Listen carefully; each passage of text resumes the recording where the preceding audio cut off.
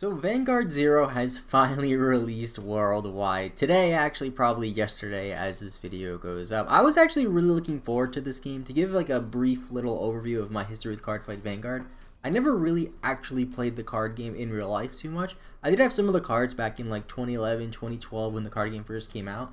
And I did come and play a little bit with like some friends at their houses or whatever. But I never actually went to a card shop and actually played as much as I really wanted to. Kind of just forgot about the card game, to be completely honest. Always kind of loosely followed it from the outside looking in.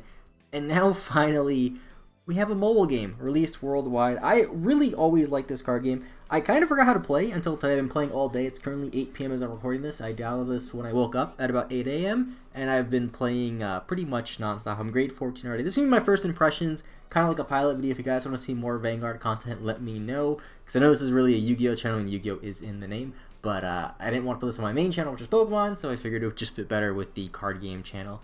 Either way, though, so the way this game works is it's actually a lot more free-to-play friendly than I thought at the start. Now, granted, this is my first day, so take everything I say with a grain of salt. But compared to something like Duel Links, I haven't found myself just endlessly grinding for gems and getting myself maybe 10 to 15 gems off of grinding and being able to buy like half of a pack.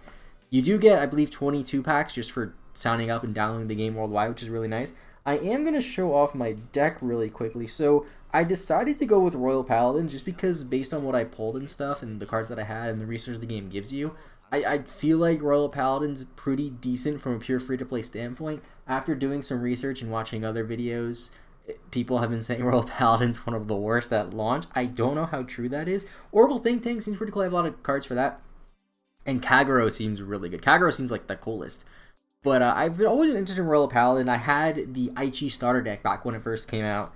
That was pretty much my deck. So I actually did recognize a lot of these cards. Let me go to build deck, I guess, so I can show it to you. So actually, how do I show you guys the actual deck? I'm not exactly sure. Confirm build. There we go. So this is my full deck. I don't know the names of like any of the cards. That's a problem. But pretty much the whole premise of the way I built my deck is it's revolved around Blaster Blade. So Blaster Blade, when it's placed, you can retire one of your opponent's grade 2 or higher rear guards. Also, I am a little bit confused on the wording of some of these cards and exactly how they interact.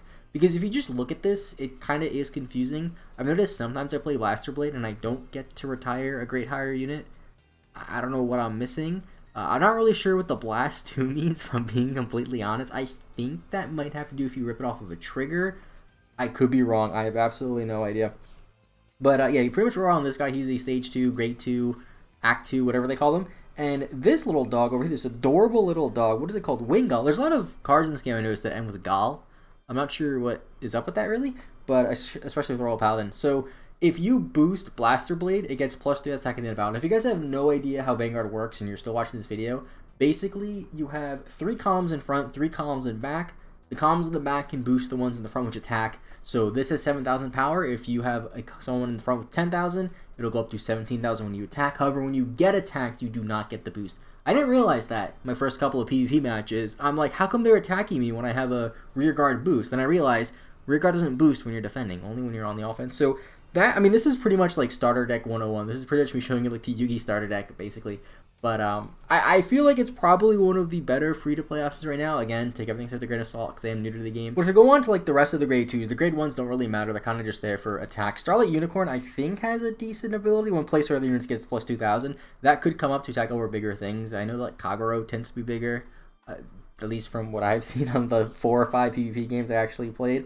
But going on to the rank 2s or stage 2s, whatever they're called, these are actually a lot of the ones that I remember from the starter deck. So we have this guy who you get 3,000 or something like that. During your turn, if you have more cards than your opponent, this unit gets +3,000, which puts it to 1,100, which is actually pretty big because a lot of grade 3s are like 10 to 1,100, at least this early on in the game.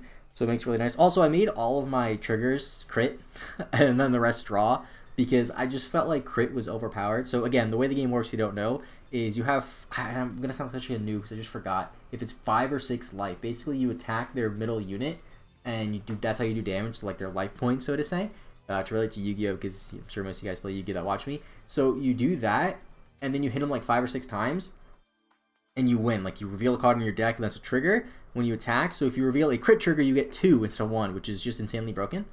And Oh, I don't know if it's really broken, but it just seems really freaking good, at least from the standpoint of playing Pokemon. Like, imagine if you had a thing that just said, hey, take an extra prize.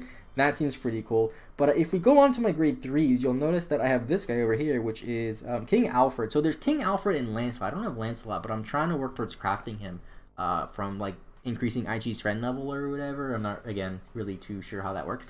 But this card is basically my ace monster of the deck. So I don't really understand how this card works because it can't be boosted, which is really weird. It just feels kind of bad. But during the end of turn, this unit gets plus 2,000 for each of your rear guards, or during your turn, at the end of the turn. So, like, you do get 4,000 if you have 2 other rear guards. I guess you could put one under him and get plus 6,000, although it won't do anything, which is kind of a weird thing. It basically means you have to, you don't really have to. Basically means that you really want to just put as much as you can in your rear guard for this thing. And then the last one is you can call a grade 2 or less card from your deck. That's never come up for me, but in theory that seems really good, because one thing I noticed with Vanguard compared to Yu-Gi-Oh! Pokemon, which are other card games that I play, is there's really, first off, there's like no spell cards or no trainer cards, so to say everything just like an attacking unit. I think they're called units, I'm not really sure. And having cards or with effects that can thin out your deck is actually really cool. Oracle Think Tank, which is the archetype or clan, whatever it's called, that is used by the, I forget her name, but she's the one that works at the counter in the card store. Those have a lot of effects where actually you can like look at the top card of your deck and you can like replace it with the bottom. Lots of crazy things. So I'm going with Royal Paladin. They're apparently one of the worst, at least right now. But from watching other videos, and I'm forgetting the name of the person who's like the Vanguard guy on YouTube. I think it's Different Fight or Distant Fight. Oh, I keep forgetting the name. But I'll leave a link to his channel description because I've been watching all his videos because he seems to be like the Vanguard guy on YouTube, even if you play the regular card game, which I've always wanted to do, but there was never really an opportunity for me to do. I know my locals that does Yu-Gi-Oh! Does Vanguard too, so maybe I could try that. Either way, this game's really fun. First impressions, I'm a little confused, but I'm learning as I go. This morning I had absolutely no idea what I was doing. If I go back to the start here, towards the home screen, as we get these nice little load screens showing the character art, you'll notice you have stamina at the top, which work kind of like dual orbs. Actually, what is the stamina called in Duel Links? I don't even remember. But yeah, at the top right there next to the 14 on the left, that's your stamina. You can use that stamina in friend fights, which are not in the fight menu. They're in the home menu, which is a little bit confusing. I keep going to the fight menu at the bottom trying to find friend fights, or character fights, not friend fights. So you go to character fights, you can actually keep battling these guys, and I unlocked something for Kai, apparently. You can now fight this character. I've always had that. I don't know why that just popped up now. Maybe because I was playing on my phone all day and now I'm playing on my iPad just for recording. I don't know. But I'm really focusing on Aichi over here. So the way it works is you can get these orbs, which you can use to craft into other cards, which I haven't done yet because I'm really stockpiling them, and I really should, 3-star this for the free pack. But as you progress, each of these battles cost more and more of your stamina. So the one that I'm on now, I think, costs 20, if I'm not mistaken. It costs 15. So you refresh your stamina and do your quick fights, which is locked right now on the bottom left here, which you can kind of see if I poke it. You can do quick fights, which pretty much just automatically does the fight like that at a snap of your fingers, which is really cool. So let me know in the comments down below if you're playing this game, because I would love to add your friend codes and stuff like that. I'll show my friend code on screen here if I can get to it. Profile. Is this it? Is it going to be on the screen? Yeah, it's on the top of the screen right there. Top right. If you want to add me, let me know. Leave a comment at least if you're going to add me, so I at least like know who's adding me.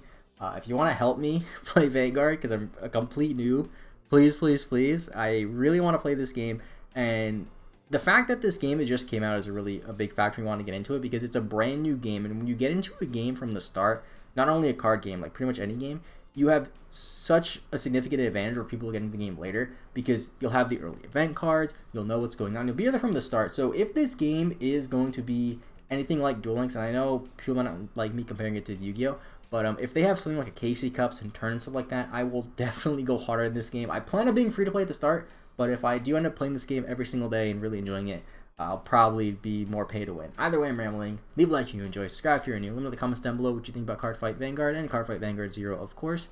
Have a great rest of your day. I'll see you all next time, and bye-bye.